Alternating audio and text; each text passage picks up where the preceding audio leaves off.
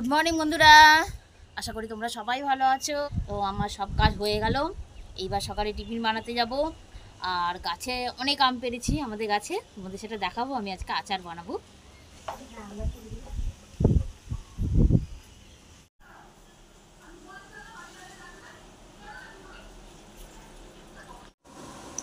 মার গুদ্দে রুটি চিনি চা দিয়ে খা। এই দেখো, কেন বললাম ভাবছো তোমরা? দেখো সকালে টিফিনটা আজকে বানিয়েছি কিরকম। এখানে গুড় নিয়েছি একটু, রুটি, আর এখানে চা। কেন গরম পড়েছে প্রচুর, আর ভালো লাগছে না রুটি তরকারি খেয়ে খেয়ে, একঘেয়ে আর ভালো লাগছে না। তাই একটু অন্যরকম আজকে খাবারটা খাচ্ছি। তো এরপরে আচারটা বানাবো, আবার দুপুরে রান্না করব।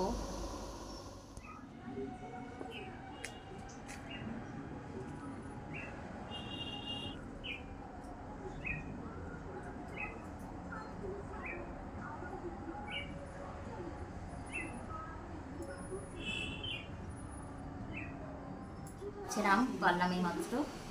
এই আমগুলোকে কাটবো, এখন কেটে রোদ্রে দিয়ে আসবো, নুন হলুদ মাখিয়ে। তারপরে বিকালে আচারটা বানাবো।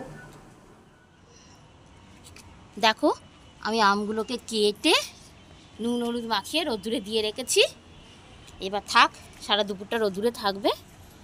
তারপর দুপুরে রান্না করে তারপরে আচারটা বানাবো। তাই একটু দইয়ের গোল বানাচ্ছি। যে পুরো অর্ধেকটা দিয়ে দিয়েছি, আর একটু রেখেছিলাম, তো দইটা দিয়ে দিলাম। এইবার একটু বরফ দিচ্ছি এর মধ্যে।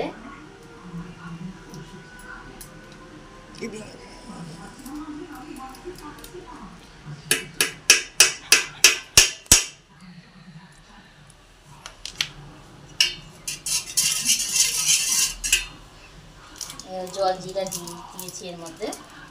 এই যে জল জিরা, নুন দিয়েছি, চিনি দিয়েছি। এবার এই যে এটা দিয়ে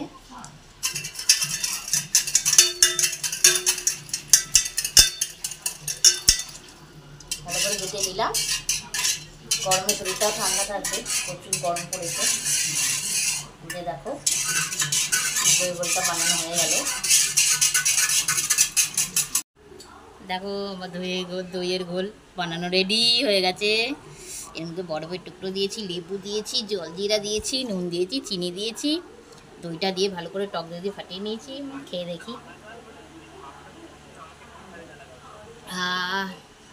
দারুণ হয়েছে। তো দেখো, এখানে আমি চাটনি বসিয়ে দিয়েছি।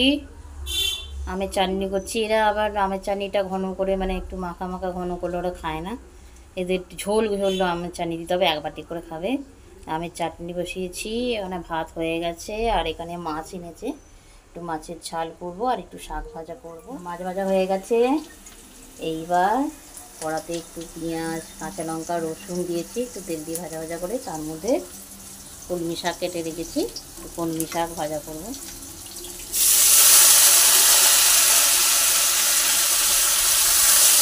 তো শাক ভাজা হয়ে গেছে। এবার আমি আলুগুলো ভেজে নিচ্ছি তেলে।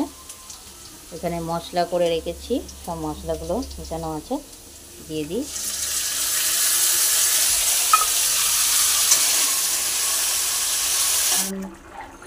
মাছের তরকারি হয়ে গেল। আজকে ছোটো ছোটো চারাপোনা মাছ এনেছিল। এবার মাছের তরকারি হয়ে গেলো, এবার নামিয়ে দিয়ে সবাইকে খেতে দেবো। কাজ করতে করতে বেলা হয়ে গেল। আমি আমগুলো রোদ্দুর থেকে নিয়ে এলাম, 2:30 বাজে। এইবার আমি আমের আচারটা বসাবো। শুকনো লঙ্কা দিয়েছি, 5 ফোড়ন দিয়েছি। এইবার দেবো মেথি আর গোটা জিরে, এগুলো আগে ভেজে নেবো।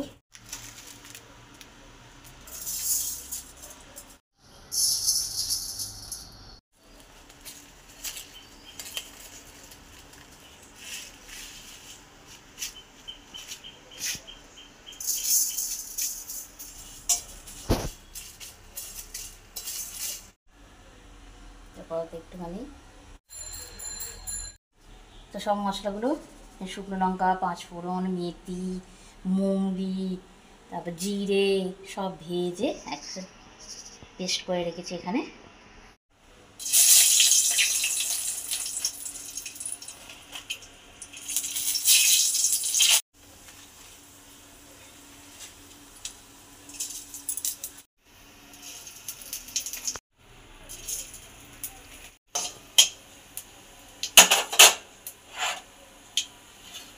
তো সব একটু করে সব ফোড়ন দিলাম, দিয়ে এবার আমগুলো দিয়ে দিলাম।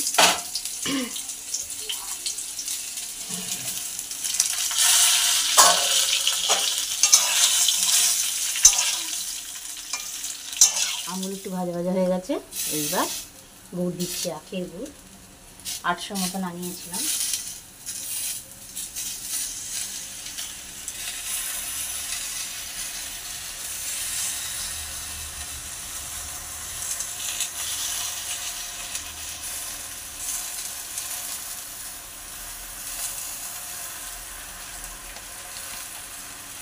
এবার আখের গুঁড়োগুলো দিয়ে দিয়েছি।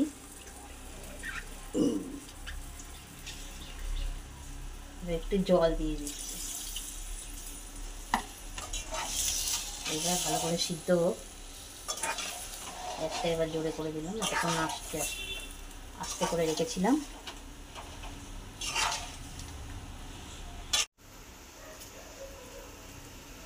এবার ভাজা মশলাগুলো উপর দিয়ে ছড়িয়ে দিচ্ছি।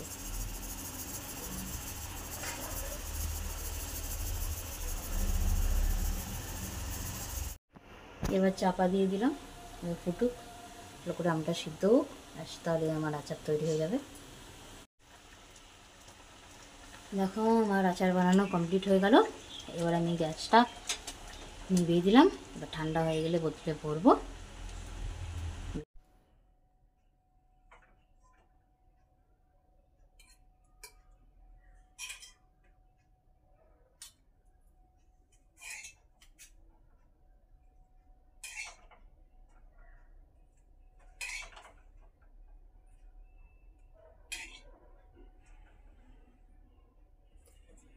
আমার আচার বানানো কমপ্লিট।